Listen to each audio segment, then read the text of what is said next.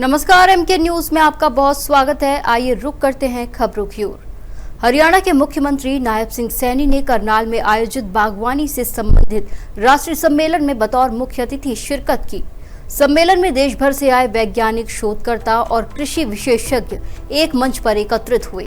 CM Saini ने कार्यक्रम को संबोधित करते हुए कहा कि CSSRI के इस परिसर में आकर उन्हें प्रसन्नता और संतोष की अनुभूति हो रही है। सीएम सैनी ने कहा कि ये सम्मेलन भारत की कृषि और बागवानी के भविष्य की नई इबारत लिखने का अवसर है।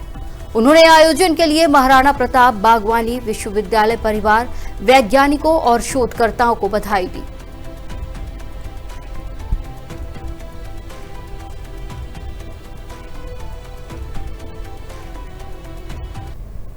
साथियों, यह केवल एक सम्मेलन नहीं है, बल्कि राष्ट्र की सोच का ये एक संगम होता है।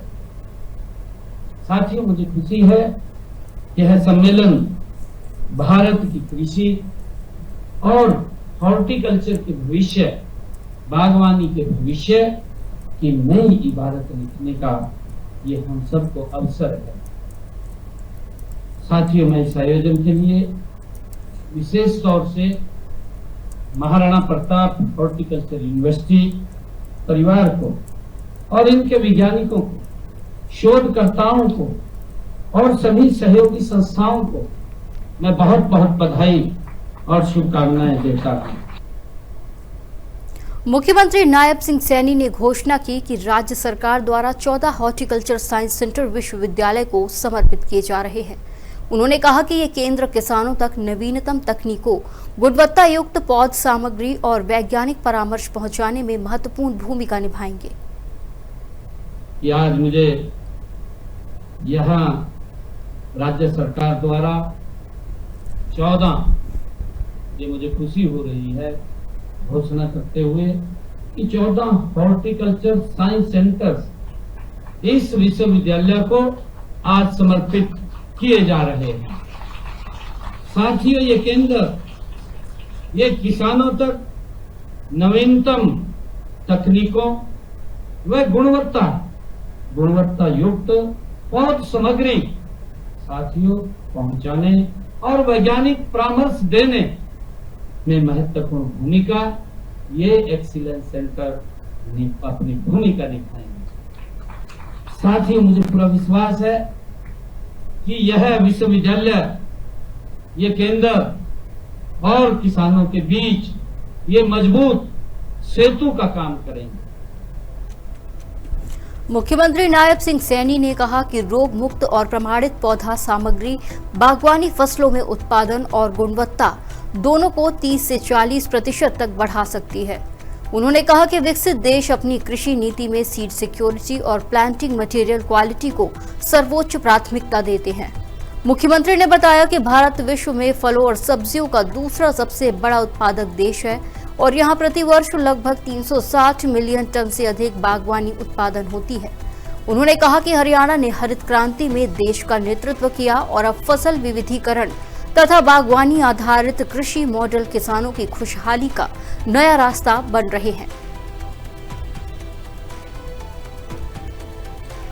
मुझे खुशी है कि आज पूरी दुनिया इस बात को स्वीकार कर रही है कि गुणवत्ता युक्त बीज और पौधे से कृषि उत्पादकता में 15 से 25% तक वृद्धि संभव है, जबकि रोग मुक्त साथियों एवं प्रमाणित पौधे हम सब जानते हैं ये पौध सामग्री बागवानी फसलों में उत्पादकता और गुणवत्ता दोनों को 30 से 40% तक ये बढ़ा रही है।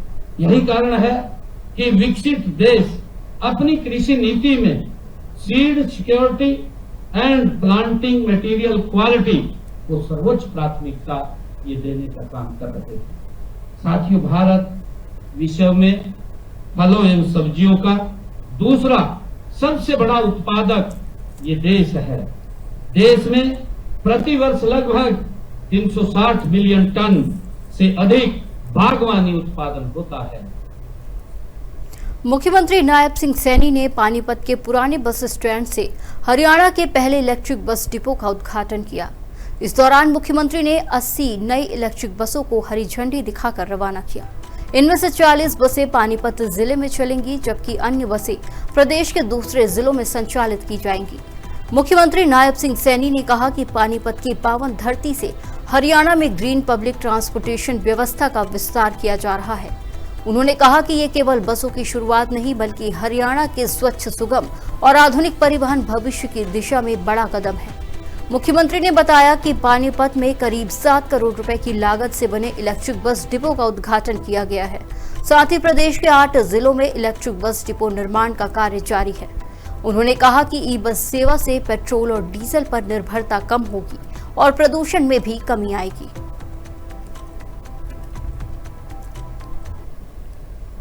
वहीं सीएम सैनी ने कहा कि प्रधानमंत्री नरेंद्र मोदी के विजन के अनुरूप हरियाणा सरकार इलेक्ट्रिक वाहनों को बढ़ावा दे रही है। उन्होंने लोगों से अपील की कि वो इस सुविधा का अधिक से अधिक लाभ उठाएं और बसों को सुरक्षित रखें। सीएम सैनी ने बताया कि वर्तमान में पानीपत, यमुनानगर, करनाल, पंचकुला और रोहतक समेत 10 बड़े शहरों में सिटी बस सेवा उपलब्ध है। वहीं गुरुग्राम और फरीदाबाद जैसे महानगरों के लिए 650 स्टैंडर्ड फ्लोर एसी बसें शुरू की जा रही हैं। देश के यशस्वी प्रधानमंत्री आदरणीय मोदी जी की जो अपील थी, उन्होंने अपील किया था कि जिस प्रकार से पेट्रोल डीजल के भाव मिडिल ईस्ट की समस्या के कारण बढ़ रहे हैं, हमें इलेक्ट्रिक की तरफ बढ़ना चाहिए।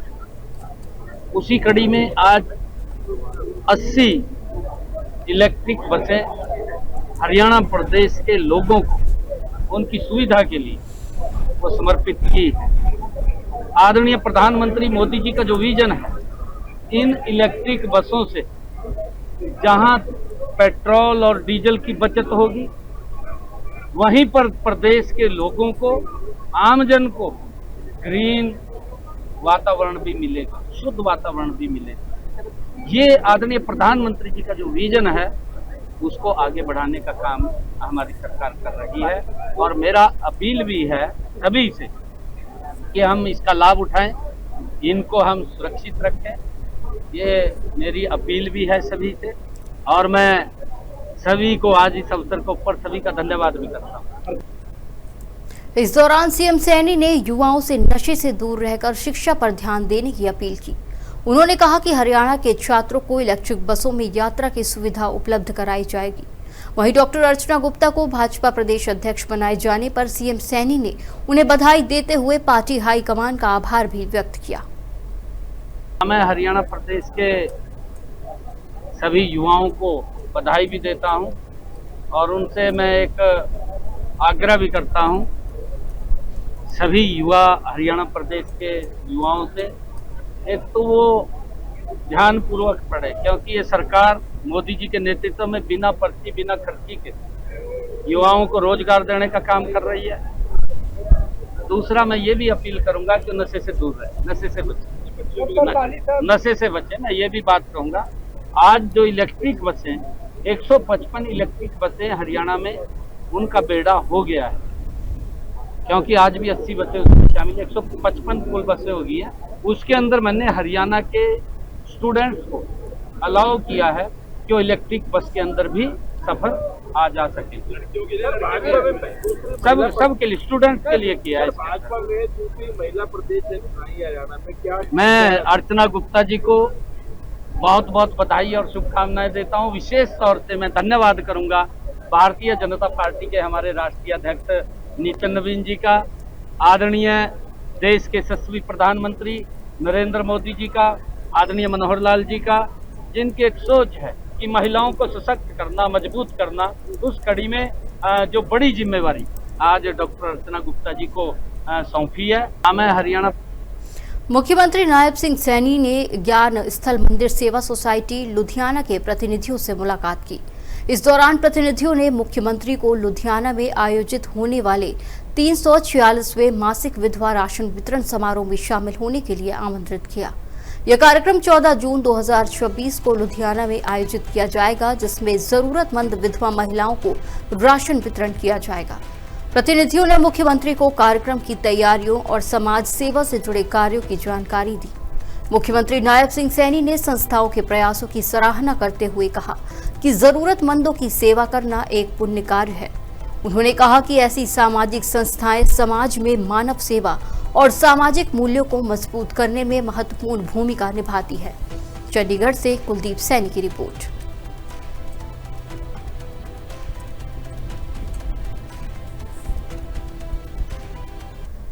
खबरों में फिलहाल इतना ही। आप बने रहिए MK न्यूज के साथ। नमस्कार।